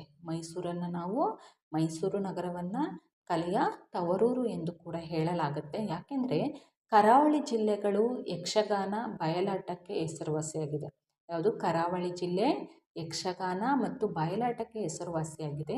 ಯಕ್ಷಗಾನವು ರಾಷ್ಟ್ರೀಯ ಮತ್ತು ಅಂತಾರಾಷ್ಟ್ರೀಯ ಮನ್ನಣೆಯನ್ನು ಕೂಡ ಪಡ್ಕೊಂಡಿದೆ. ಯಾವುದು? ಯಕ್ಷಗಾನ ನ್ಯಾಷನಲ್ ಮತ್ತು ಇಂಟರ್ನ್ಯಾಷನಲ್ ಮನ್ನಣೆಯನ್ನು ಕೂಡ ಪಡ್ಕೊಂಡಿದೆ. ಕಂಸಾಳೆ, ಕುಣಿತ, ಚೌಡಿಕೆ ಕಲೆ ಆಗಿರ್ಬೋದು, ವೀರಗಾಸೆ ಕುಣಿತ, ಪಟ ಕುಣಿತ, ನಂದಿಕೋಲು ಮುಂತಾದವು ಕೂಡ ಜನಪ್ರಿಯ ಜನಪದ ಕಲೆಗಳನ್ನು ನಾವು ನೋಡ್ಬೋದು. ಜನಪದ ಕಲೆಗಳನ್ನು ನಾವಿಲ್ಲಿ ಕಾಣ್ತಾ ಹೋಗ್ಬೋದು. ಹಾಗೆ ಕೊಡವರ ಹುತ್ತರಿ ಅಂದರೆ ಕೊಡಗು ಜಿಲ್ಲೆಯಲ್ಲಿ ನಾವು ಹಬ್ಬವನ್ನು ಮಾಡ್ತಿರ್ತಾರೆ. ಅದು ಯಾವುದಂದರೆ ಕೊಡವರ ಹುತ್ತರಿ ಹಬ್ಬ ಆಗಿರ್ಬೋದು. ಕರಾವಳಿ ಜಿಲ್ಲೆಯಲ್ಲಿನ ಭೂತಾರಾಧನೆಯನ್ನು ನಾವು ನೋಡ್ಬೋದು, ಕಂಬಳವನ್ನು ನೋಡ್ಬೋದು. ಹೀಗೆ ಮುಂತಾದ ವಿಶಿಷ್ಟವಾದ ಜನಪ್ರಿಯ ಆಚರಣೆಯನ್ನು ನಾವು ಕಾಣಬಹುದು. ಈಗ ಮೈಸೂರು ಜಿಲ್ಲೆ ಮತ್ತು ಚಾಮರಾಜನಗರ, ಮಂಡ್ಯ ಜಿಲ್ಲೆ ಈ ಭಾಗಗಳಿಗೆ ಒಂದು ರೀತಿಯಾದಂತಹ ಆಚರಣೆಗಳನ್ನು ಮಾಡಿದ್ರೆ, ಕೊಡಗು, ದಕ್ಷಿಣ ಕನ್ನಡ, ಉಡುಪಿ, ಹಾಸನ ಇಲ್ಲಿ ಒಂದು ರೀತಿಯಾದಂತಹ ಆಚರಣೆಯನ್ನು ಮಾಡುವಂಥದ್ದನ್ನ ನಾವು ನೋಡ್ಬೋದು. ಹೀಗೆ ಒಂದೊಂದು ಜಿಲ್ಲೆಗಳು ಕೂಡ ವಿಭಿನ್ನವಾದಂತಹ ರೀತಿಯಲ್ಲಿ ಭೂತಾರಾಧನೆ ಆಗಿರ್ಬೋದು, ಮತ್ತು ಜನಪದ ಕಂಸಾಳೆ ಆಗಿರ್ಬೋದು, ಮತ್ತು ವೀರಗಾಸೆ ಕುಣಿತ, ಯಕ್ಷಗಾನ, ನಂದಿಕೋಲು ಮತ್ತು ಇವೆಲ್ಲವೂ ಕೂಡ ಏನಂತಂದರೆ ವಿಭಿನ್ನವಾದಂತಹ ರೀತಿಯಾದಂತಹ ಆಚರಣೆಗಳನ್ನು ಮೈಸೂರು ಕಂದಾಯ ವಿಭಾಗ ಒಳಗೊಂಡಿದೆ. ಹೀಗಾಗಿ ಮೈಸೂರು ಅರಮನೆಯು ಕಲೆ, ನೃತ್ಯ, ಸಂಗೀತ ಮುಂತಾದವುಗಳಿಗೆ ಪ್ರೋತ್ಸಾಹವನ್ನು ನೀಡುತ್ತಿತ್ತು. ಅಂದರೆ ಮೈಸೂರು ಅರಮನೆಯಲ್ಲಿ ಕಲೆಗೆ ಹೆಚ್ಚು ಪ್ರೋತ್ಸಾಹವನ್ನು ನೀಡ್ತಿತ್ತು. ಮತ್ತು ಅಲ್ಲಿ ಅರಮನೆಗಳಲ್ಲಿ ನೃತ್ಯನ ನೋಡ್ಬೋದು. ಹಾಗೆ ಸಂಗೀತಕ್ಕೆ ಸಂಬಂಧಪಟ್ಟಂಗೆ ನೀವು ನೋಡೋದಾದರೆ ವಾದ್ಯ ಇವೆಲ್ಲವೂ ಕೂಡ ನಾವು ಅರಮನೆಗಳಲ್ಲಿ ಮಾಡ್ತಿರುವಂಥದ್ದನ್ನ ನಾವು ನೋಡ್ಬೋದು. ಸೊ ಹಾಗಾಗಿ ಅವ್ರು ಏನು ಮಾಡ್ತಿದ್ರು ಅಂದರೆ ಹೆಚ್ಚು ಪ್ರೋತ್ಸಾಹವನ್ನು ನೀಡ್ತಿದ್ರು ಅನ್ನೋದನ್ನ ನಾವು ಕಾಣಬಹುದು. ಹೀಗೆ ಇದರಿಂದ ಮೈಸೂರು ಸಂಪ್ರದಾಯದ ವಿಶಿಷ್ಟತೆಯ ನೃತ್ಯ, ಸಂಗೀತ, ವರ್ಣಕಲೆ ಮುಂತಾದವು ಕೂಡ ರೂಪುಗೊಂಡಿರ್ತವೆ. ಹೀಗಾಗಿ ಆ ನೃತ್ಯದಲ್ಲಿ ಭರತನಾಟ್ಯ ಆಗಿರ್ಬೋದು, ನಾಟಕ ಆಗಿರ್ಬೋದು, ಸಂಗೀತ ನಾಟಕಗಳಿಗೆ ಅರಮನೆಯು ಪ್ರೋತ್ಸಾಹವನ್ನು ನೀಡ್ತಿತ್ತು. ಅರಮನೆಯಲ್ಲಿ ಏನು ಮಾಡ್ತಿದ್ರು, ಅವ್ರಿಗೆ ಒಂದು ಅವಕಾಶವನ್ನು ಕೊಟ್ಟು ಅವರು ಪ್ರದರ್ಶನ ನೀಡೋದಕ್ಕೆ ಅವಕಾಶವನ್ನು ಮಾಡಿಕೊಡ್ತಿತ್ತು. ಹೀಗಾಗಿ ಮೈಸೂರು ನಗರದಲ್ಲಿ ಸರ್ಕಾರಿ ಅನುದಾನಿತ ನಾಟಕಗಳು ಅರಮನೆಯ ಪ್ರೋತ್ಸಾಹ ನೀಡುತ್ತಿತ್ತು ಅನ್ನೋದನ್ನು ಕಾಣಬಹುದು. ಹೀಗೆ ಅನುದಾನಿತ ನಾಟಕ ತಂಡ, ರೆಪರ್ಟರಿ, ರಂಗಾಯಣ ಸ್ಥಾಪನೆಯಾಗಿದೆ. ಅಂದರೆ ನಾಟಕವನ್ನು ಮಾಡೋಕ್ಕೆ ತಂಡ ರಂಗಾಯಣವನ್ನು ಸ್ಥಾಪನೆಯನ್ನು ಮಾಡಿರುವಂಥದ್ದಾಗಿರ್ಬೋದು. ಅದು ವರ್ಷ ಪೂರ್ತಿ ನಾಟಕಗಳನ್ನು ಸಿದ್ಧಪಡಿಸಿ ಪ್ರದರ್ಶಿಸುತ್ತೆ. ಅದೇನು ಮಾಡ್ತಿರುತ್ತೆ, ರಂಗಾಯಣ ಸ್ಥಾಪನೆ ಆದಂಥ ಸಂದರ್ಭದಲ್ಲಿ ವರ್ಷ ಪೂರ್ತಿ ನಾಟಕಗಳನ್ನು ಸಿದ್ಧಪಡಿಸಿ ಪ್ರದರ್ಶಿಸುವಂತಹ ಕೆಲಸವನ್ನು ಮಾಡ್ತಿರುತ್ತೆ. ಈಗ ರಾಜ್ಯದ ಬೇರೆ ಬೇರೆ ಭಾಗಗಳಲ್ಲಿ ರಂಗಾಯಣ ಕೇಂದ್ರಗಳು ಕೂಡ ಆರಂಭಗೊಂಡಿರುವಂಥದ್ದನ್ನು ನಾವು ನೋಡ್ಬೋದು. ಹೀಗಾಗಿ ಮೈಸೂರಿನಲ್ಲಿ ಬೃಹತ್ ಕಲಾಮಂದಿರವನ್ನು ಕಟ್ಟಲಾಗಿದೆ. ಮೈಸೂರಲ್ಲಿ ಏನು ಮಾಡಿದ್ದಾರೆ, ಬೃಹತ್ ಕಲಾಮಂದಿರವನ್ನು ಕೂಡ ಕಟ್ಟಲಾಗಿದೆ. ಆ ಕಲಾಮಂದಿರಗಳಲ್ಲಿ ನಾಟಕಗಳನ್ನು ಪ್ರದರ್ಶನ ಮಾಡೋದಕ್ಕೆ ಒಂದು ಅವಕಾಶವನ್ನು ಕೂಡ ಮಾಡಿಕೊಟ್ಟಿದೆ. ಹೀಗಾಗಿ ಮೈಸೂರು ವಿಭಾಗದ ಜಿಲ್ಲೆಗಳು ಅನೇಕ ಪ್ರಸಿದ್ಧ ಸಾಹಿತಿಗಳ ಕೂಡ ತಾಣವಾಗಿದೆ. ಅಂದರೆ ಮೈಸೂರು ವಿಭಾಗವು ಕೂಡ ಪ್ರಸಿದ್ಧಿ ಸಾಹಿತಿಗಳ ತಾಣವೂ ಕೂಡ ಆಗಿದೆ. ಏಕೆಂದರೆ ಹಾಸನದ ರಾಜಾರಾವ್ ಇಂಗ್ಲೀಷ್ನಲ್ಲಿ ಪ್ರಸಿದ್ಧ ಕಾದಂಬರಿಕಾರರಾಗಿರ್ತಾರೆ. ಅಂದರೆ ಇವರು ರಾಜಾರಾವ್ ಅನ್ನೋರು ಇಂಗ್ಲೀಷ್ನಲ್ಲಿ ಪ್ರಸಿದ್ಧ ಕಾದಂಬರಿಕಾರರಾಗಿರ್ತಾರೆ. ಅವರು ಯಾವ ಊರವರು ಅಂದರೆ ಹಾಸನ ಜಿಲ್ಲೆಯವರಾಗಿರ್ತಾರೆ. ಹಾಗೆ ಆರ್ ಕೆ ನಾರಾಯಣ್ ಅವರು ಮತ್ತೊಬ್ಬ ಪ್ರಸಿದ್ಧ ಇಂಗ್ಲೀಷ್ ಕಾದಂಬರಿಕಾರರು. ಇವರು ಕೂಡ ಯಾರು ಪ್ರಸಿದ್ಧ ಇಂಗ್ಲೀಷ್ ಕಾದಂಬರಿಕಾರರು ಅಂತ ನಾವು ಕರಿಬೋದು. ಹಾಗೆ ಜ್ಞಾನಪೀಠ ಪ್ರಶಸ್ತಿ ಪುರಸ್ಕೃತ ವಿಜೇತ ಶಿವರಾಮ ಕಾರಂತ ದಕ್ಷಿಣ ಕನ್ನಡ ಜಿಲ್ಲೆಗೆ ಸೇರಿದವರು. ಯಾರು? ಶಿವರಾಮ ಕಾರಂತ ಅವರು. ಇವ್ರಿಗೆ ಜ್ಞಾನಪೀಠ ಪ್ರಶಸ್ತಿ ಪುರಸ್ಕೃತರು ಕೂಡ ಹೌದು. ಹಾಗಾಗಿ ಇವರಿಗೆ ವಿಜೇತರಾಗಿರ್ತಾರೆ. ಅದ್ರ ಜೊತೆಗೆ ಇವರು ಯಾವ ಜಿಲ್ಲೆಯವರು ಅಂದರೆ ದಕ್ಷಿಣ ಕನ್ನಡ ಜಿಲ್ಲೆಯವರು. ಯಾರು? ಶಿವರಾಮ ಕಾರಂತರವರು. ಹೀಗಾಗಿ ನಾವು ಕನ್ನಡದ ಭಾವಗೀತೆಗಳಿಗೆ ಜೀವ ತುಂಬಿದಂತಹ ಕೆ ಎಸ್ ನರಸಿಂಹಸ್ವಾಮಿ ಮೈಸೂರು ನಗರಕ್ಕೆ ಸೇರಿದಂಥವರು. ಹಾಗೆ ಗೊರೂರು ರಾಮಸ್ವಾಮಿ, ಇವರು ಅಯ್ಯಂಗಾರ್ ಅವರು, ಇವರಾಗಿರ್ಬೋದು. Doctor S L Bhyrappa, M Gopalakrishna Adiga, B M Srikantaiah, A N Murthy Rao, Devanura Mahadeva, Akbar Ali, Sara Abubakar, Halanahalli Krishna, Poornachandra Tejasvi, ಕೊಡಗಿನ ಗೌರಮ್ಮ, ತಿರುಮಲಾಂಬ, ತ್ರಿವೇಣಿ, ನಿರಂಜನ ಮುಂತಾದವರು ಕೂಡ ಕನ್ನಡ ಸಾಹಿತ್ಯವನ್ನು ಶ್ರೀಮಂತಗೊಳಿಸಿದವರಲ್ಲಿ ಈ ವಿಭಾಗದ ಮೂಲ ಮಹನೀಯರು ಕೂಡ ಪ್ರಮುಖರಾಗಿದ್ದಾರೆ ಅನ್ನೋದನ್ನು ನಾವು ಕಾಣ್ಬೋದು. ಸಾಹಿತ್ಯ ಅನ್ನೋದು ನಮಗೆ ತುಂಬ ಇಂಪಾರ್ಟೆಂಟು. ಸಾಹಿತ್ಯ, ಕನ್ನಡ ಸಾಹಿತ್ಯ ಪರಿಷತ್ ಆಗಿರ್ಬೋದು ಅಥವಾ ಸಾಹಿತ್ಯಗಳು ನಮಗೆ ಎಷ್ಟು ಜನರ ಮನಸ್ಸನ್ನು ತಿಳ್ಕೊಳ್ಳೋದಕ್ಕೆ ಅಥವಾ ಅವರು ಓದೋದಕ್ಕೂ ಕೂಡ ಸಾಹಿತ್ಯಗಳು ಬರೆದಂತಹ ಪುಸ್ತಕಗಳು ಕೂಡ ನಮಗೆ ಪ್ರೇರಣೆಯನ್ನು ನೀಡುವಂಥದ್ದನ್ನ ನಾವು ಕಾಣ್ಬೋದು. ಸೊ ಹಾಗಾಗಿ ನಮಗೆ ಕನ್ನಡ ಸಾಹಿತ್ಯವನ್ನು ಶ್ರೀಮಂತಗೊಳಿಸುವಲ್ಲಿ ಇವರ ಪಾತ್ರ ಪ್ರಮುಖವಾಗಿದೆ ಅನ್ನೋದನ್ನು ನಾವಿಲ್ಲಿ ಕಾಣ್ಬೋದು. ಹಾಗಾಗಿ ನೆಕ್ಸ್ಟು ನಾವು ನೋಡೋದಾದರೆ ಆರ್ ಕೆ ಶ್ರೀಕಂಠನ್, ವೀಣೆ ಶೇಷಣ್ಣ, ಪಿಟೀಲ್ ಚೌಡಯ್ಯ, ವೀಣೆ ದೊರೆಸ್ವಾಮಿ ಅಯ್ಯಂಗಾರ್, ಕದ್ರಿ ಗೋಪಾಲನಾಥ್ ಮುಂತಾದವರು ಕೂಡ ಸಂಗೀತ ಕ್ಷೇತ್ರದ ದಿಗ್ಗಜರು ಅಂತಲೇ ನಾವು ಕರೀಬೋದು. ಅಂದರೆ ಸಂಗೀತಕ್ಕೆ ಹೆಚ್ಚು ಪ್ರಾಮುಖ್ಯತೆಯನ್ನು ನೀಡಿ ಅದರಲ್ಲೇ ಹೆಸರನ್ನು ಹೊಂದಿರುವ ಮತ್ತು ಪ್ರಸಿದ್ಧಿಯನ್ನು ಹೊಂದಿರುವಂಥವ್ರು ನಾವು ಸಂಗೀತ ಕ್ಷೇತ್ರಕ್ಕೆ ದಿಗ್ಗಜರಂತ ನಾವು ಕರಿತಾ ಹೋಗ್ತೀವಿ. ಯಾರನ್ನ? ಪಿಟೀಲು ಚೌಡಯ್ಯ, ವೀಣೆ ದೊರೆಸ್ವಾಮಿ, ವೀಣೆ ಶೇಷಣ್ಣ, ಆರ್ ಕೆ ಶ್ರೀಕಂಠನ್ ಮತ್ತು ಗೋಪಾಲನಾಥ್, ಕದ್ರಿ ಗೋಪಾಲನಾಥ್. ಹೀಗೆ ಇವರೆಲ್ಲರೂ ಕೂಡ ಸಂಗೀತ ಕ್ಷೇತ್ರಕ್ಕೆ ಹೆಚ್ಚು ಪ್ರಾಮುಖ್ಯತೆಯನ್ನು ನೀಡಿ ಪ್ರೋತ್ಸಾಹವನ್ನು ನೀಡಿ ಪ್ರಸಿದ್ಧಿಯನ್ನು ಹೊಂದಿರುವಂಥವ್ರನ್ನ ನಾವು ಕಾಣ್ಬೋದು. ಹಾಗೆ ವ್ಯಂಗ್ಯ ಚಿತ್ರವನ್ನು ಮಾಡುವಂಥವ್ರು ಯಾರ್ಯಾರಂದರೆ ಆರ್ ಕೆ ಲಕ್ಷ್ಮಣ್, ರಂಗಭೂಮಿಯ ಮಹಮ್ಮದ್ ಪೀರ್, ಚಿತ್ರಕಲೆಯ ಕೆ ಕೆ ಹೆಬ್ಬಾರ್, ರಂಗಭೂಮಿ ಮತ್ತು ಚಲನಚಿತ್ರ ಕ್ಷೇತ್ರದ ಬಿ ವಿ ಕಾರಂತ, ಆಧುನಿಕ ಪೂರ್ವ ಸಾಹಿತ್ಯದ ಸಂಚಿ ಹೊನ್ನಮ್ಮ, ರತ್ನಾಕರ ವರ್ಣಿ, ಸಿಂಗಾರಾರ್ಯ ಮುಂತಾದವರು ಕೂಡ ಮೈಸೂರು ವಿಭಾಗಕ್ಕೆ ಸೇರಿದ ಸಾಂಸ್ಕೃತಿಕ ಸಾಧಕರು ಅಂತಲೂ ನಾವು ಇಲ್ಲನ್ನ ಕರೀತಾ ಹೋಗ್ಬೋದು. ಹಾಗೆ field marshal K M Cariappa, general K S Thimmayya ಅವರು ರಾಷ್ಟ್ರಕ್ಕೆ ಕೀರ್ತಿ ತಂದ ಸೈನಿಕ ದಂಡಾಧಿಪತಿಗಳಂತ ನಾವು ಕರೀತಾ ಹೋಗ್ಬೋದು. ಸೈನಿಕ ದಂಡಾಧಿಪತಿಗಳು ಇವರು ರಾಷ್ಟ್ರಕ್ಕೆ ಕೀರ್ತಿ ತಂದವರು ಯಾರ್ಯಾರಂದರೆ field marshal K M Cariappa, general K S Thimayya ಇವರು ಸೈನಿಕ ದಂಡಾಧಿಪತಿಗಳಂತ ನಾವು ಕರಿಬೋದು.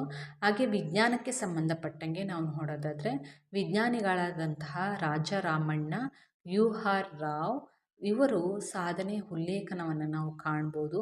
ಹಾಗೆ ಸಾಮಾಜಿಕ ನ್ಯಾಯದ ಹರಿಕಾರರಾದಂತಹ ದೇವರಾಜ ಅರಸ್ರವರು ಈ ವಿಭಾಗಕ್ಕೆ ಸೇರಿದವರಾಗಿದ್ದಾರೆ ಅನ್ನೋದನ್ನು ನಾವು ಕಾಣ್ಬೋದು. ಸೊ ಹಾಗಾಗಿ ಇಲ್ಲಿ ನಾವು ಕಲೆ ಮತ್ತು ಸಾಹಿತ್ಯ, ನಾಟಕಕ್ಕೆ ಸಂಬಂಧಪಟ್ಟಂಗೆ ಹೆಸರುವಾಸಿಗಿರುವಂತಹ ವಿಚಾರಗಳನ್ನು ನಾವು ತಿಳಿದುಕೊಂಡ್ವಿ. ಹೀಗೆ ನೆಕ್ಸ್ಟು ನಾವು ನೋಡೋದಾದರೆ ಶಿಕ್ಷಣ ಮತ್ತು ಆರೋಗ್ಯಕ್ಕೆ ಸಂಬಂಧಪಟ್ಟಂಗೆ ಯಾವ ರೀತಿ ಮೈಸೂರು ಕಂದಾಯ ವಿಭಾಗ ಪ್ರೋತ್ಸಾಹವನ್ನು ನೀಡಿದೆ ಅನ್ನೋದನ್ನು ನಾವು ನೋಡ್ತಾ ಹೋಗೋಣ. ಮೈಸೂರು ಒಂದು ಶಿಕ್ಷಣ ಕೇಂದ್ರವಾಗಿದೆ.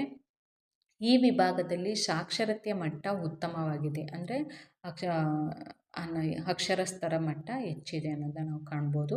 ಹಾಗೆ ಮೈಸೂರು ಒಡೆಯರ ಆಳ್ವಿಕೆಯಲ್ಲಿ ಶಿಕ್ಷಣಕ್ಕೆ ಪ್ರೋತ್ಸಾಹ ದೊರಕಿತು. ಇಲ್ಲಿ ಮೈಸೂರು ಒಡೆಯರ ಕಾಲದಲ್ಲಿ ಶಿಕ್ಷಣಕ್ಕೆ ಹೆಚ್ಚು ಪ್ರಾಮುಖ್ಯತೆಯನ್ನು ನೀಡ್ತಾ ಹೋಗ್ತಾರೆ. ಹಾಗೆ ಹೆಣ್ಣು ಮಕ್ಕಳಿಗೆ ಕೂಡ ಶಿಕ್ಷಣ ಕೊಡೋದರಲ್ಲಿ ಅತಿ ಹೆಚ್ಚು ಪ್ರಾಮುಖ್ಯತೆಯನ್ನು ಹೊಂದಿದ್ದು ಯಾವುದಂದರೆ ಮೈಸೂರು ಒಡೆಯರು. ಹಾಗಾಗಿ ಇವರ ಆಳ್ವಿಕೆ ಕಾಲದಲ್ಲಿ ಶಿಕ್ಷಣಕ್ಕೆ ಹೆಚ್ಚು ಪ್ರೋತ್ಸಾಹವನ್ನು ನೀಡ್ತಾ ಹೋಗ್ತಾರೆ. ಹಾಗೆ ಶತಮಾನೋತ್ಸವ ಕಂಡಿರುವಂತಹ ಮೈಸೂರು ವಿಶ್ವವಿದ್ಯಾಲಯವು 1915ರಲ್ಲಿ ಆರಂಭವಾಗುತ್ತೆ. ಈಗ ನಿಮಗೆ ಇದನ್ನು ಹಳೆಯ ವಿಶ್ವವಿದ್ಯಾಲಯ ಅಂತ ನಾವು ಕರಿತೀವಿ. ಹಾಗೆ ಮೈಸೂರು ವಿಶ್ವವಿದ್ಯಾಲಯವು 1915ನಲ್ಲಿ ಆರಂಭವಾಗುತ್ತೆ. ಈಗ ನಿಮಗೆ ಇದನ್ನು ಕೇಳ್ತಾ ಹೋಗ್ಬೋದು, ಮೈಸೂರು ವಿಶ್ವವಿದ್ಯಾಲಯ ಯಾವಾಗ ಸ್ಥಾಪನೆ ಆಯಿತು ಅಂತ ಕೇಳಿದಾಗ ನೀವು 1915 ಅಂದರೆ 1915ರಲ್ಲಿ ಆರಂಭವಾಯಿತು ಅಥವಾ ಸ್ಥಾಪನೆ ಆಯಿತು ಅನ್ನೋದನ್ನ ನೀವು ನೋಡ್ತಾ ಹೋಗ್ಬೋದು. ಹೀಗಾಗಿ ಈ ವಿಭಾಗದ ಅನೇಕ ಜಿಲ್ಲೆಗಳಲ್ಲಿ ವೈದ್ಯಕೀಯ ಮತ್ತು ಇಂಜಿನಿಯರಿಂಗ್ ಕಾಲೇಜುಗಳಿವೆ. ಹಾಗೆ ಈ ವಿಭಾಗದ ಪ್ರಮುಖ ಜಿಲ್ಲೆ ಆದಂತಹ ದಕ್ಷಿಣ ಕನ್ನಡ ಜಿಲ್ಲೆಯಲ್ಲಿ ಮಂಗಳೂರು ವಿಶ್ವವಿದ್ಯಾಲಯವಿದೆ. ಸಂಶೋಧನಾ ಸಂಸ್ಥೆ CFTRI central food technology research institute ಇದೆ. ಹಾಗೆ ಶಿಕ್ಷಣ ಕ್ಷೇತ್ರಕ್ಕೆ ಸುತ್ತೂರು ಮಠದ ಕೊಡುಗೆ ಅಪಾರವನ್ನು ಹೊಂದಿದೆ. ಈ ವಿಭಾಗದಲ್ಲಿ ಶಿಕ್ಷಣ ಮತ್ತು ಆರೋಗ್ಯಕ್ಕೆ ಸಂಬಂಧಪಟ್ಟಂಗೆ ಧರ್ಮಸ್ಥಳ ಮತ್ತು ಮಣಿಪಾಲ ಸಂಸ್ಥೆಗಳ ಕೊಡುಗೆ ಗಮನೀಯವಾದದ್ದು ಅಂತ ನಾವು ಕಾಣಬಹುದು. ಹೀಗಾಗಿ ಈ ವಿಭಾಗದ ಎಲ್ಲ ಜಿಲ್ಲೆಗಳಲ್ಲಿಯೂ ಕೂಡ ಜಿಲ್ಲಾ ಆಸ್ಪತ್ರೆಗಳನ್ನು ನಾವು ಕಾಣ್ತೀವಿ. ಹಾಗೆ ಗ್ರಾಮೀಣ ಪ್ರದೇಶಗಳಲ್ಲಿ ಜನರಿಗೆ ಆರೋಗ್ಯ ಸೇವೆ ಒದಗಿಸುವಂತಹ ಆರೋಗ್ಯ ಉಪಕೇಂದ್ರಗಳನ್ನು ನಾವು ಕಾಣ್ತೀವಿ. ಹಾಗೆ ಇಲ್ಲಿ ಮಕ್ಕಳಿಗೆ ರೋಗ ನಿರೋಧಕ ಚುಚ್ಚುಮದ್ದುಗಳನ್ನು ನೀಡಲಾಗುತ್ತೆ. ಅಂದರೆ ಮಕ್ಕಳಿಗೆ ಏನು ಮಾಡ್ತಿರ್ತಾರೆ, ರೋಗ ನಿರೋಧಕ ಚುಚ್ಚುಮದ್ದನ್ನು ನೀಡಲಾಗುತ್ತೆ.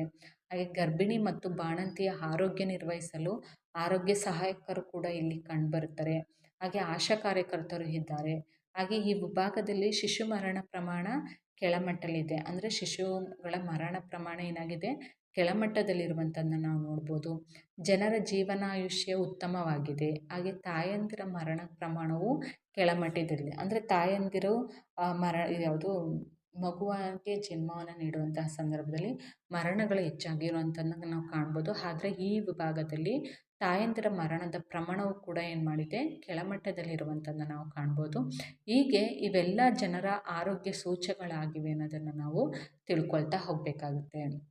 ಹೀಗೆ ಸಾಂಸ್ಕೃತಿಕವಾಗಿ ಶ್ರೀಮಂತ ವಿಭಾಗ ಮೈಸೂರು ವಿಭಾಗ. ಈ ಜಿಲ್ಲೆಗಳಲ್ಲಿ ಪ್ರಕೃತಿ ಸಂಪತ್ತು ತುಂಬಿ ತುಳುಕುತ್ತಿದೆ. ಸಮೃದ್ಧ ನದಿಗಳು, ದಟ್ಟವಾದ ಅರಣ್ಯಗಳು, ವೈವಿಧ್ಯಮಯವಾದ ವನ್ಯಪ್ರಾಣಿಗಳು, ಮೈನವಿರೇಳುವಂತಹ ಜಲಪಾತಗಳು, ಕಲೆ ಮತ್ತು ವಾಸ್ತು ವೈಭವ, ಸಾಹಿತ್ಯ ಕಲೆಗಳಿಗೆ ತವರೂರು ಮೈಸೂರು ವಿಭಾಗದ ಜಿಲ್ಲೆಗಳು ಹೀಗಾಗಿ ಪ್ರಸಿದ್ಧಿಯನ್ನು ಹೊಂದಿದೆ.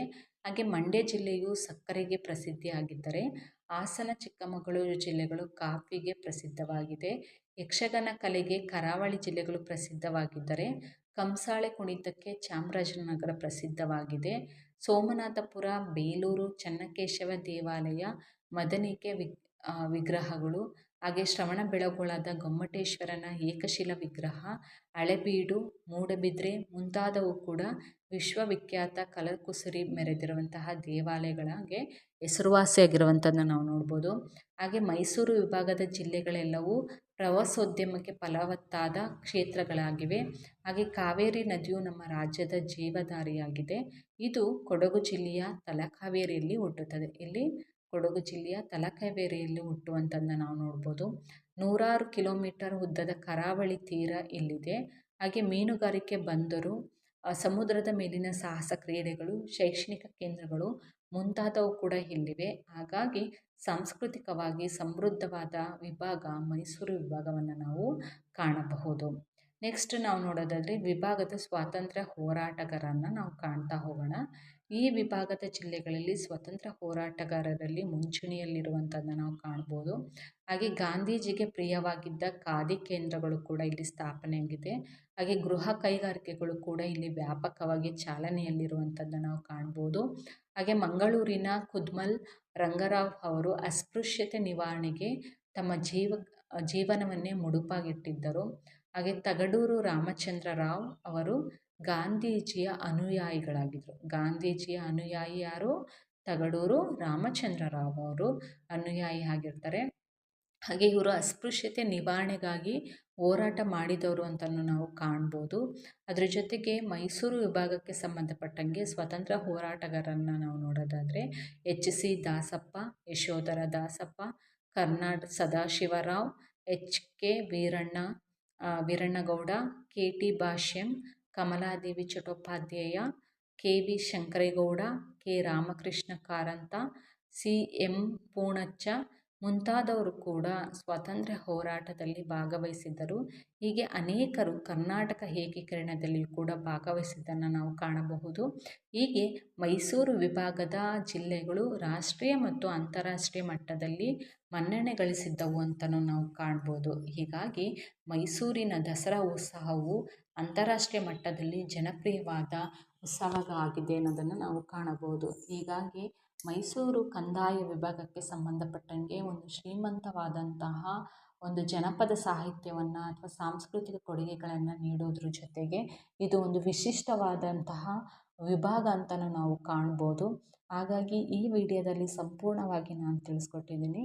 ಈ ವಿಡಿಯೋ ನಿಮಗೆ ಇಷ್ಟ ಆಗಿದ್ದರೆ ಲೈಕ್ ಮಾಡಿ, ಶೇರ್ ಮಾಡಿ, ಹಾಗೆ ಸಬ್ಸ್ಕ್ರೈಬ್ ಮಾಡಿ ಅಂತ ಹೇಳ್ತಾ ಹಾಗೆ ಸಪೋರ್ಟ್ ಮಾಡ್ತೀರಿ ಅಂತ ಹೇಳ್ತಾ ನಾನು ಮಾತನ್ನು ಮುಗಿಸ್ತೀನಿ. ಧನ್ಯವಾದಗಳು.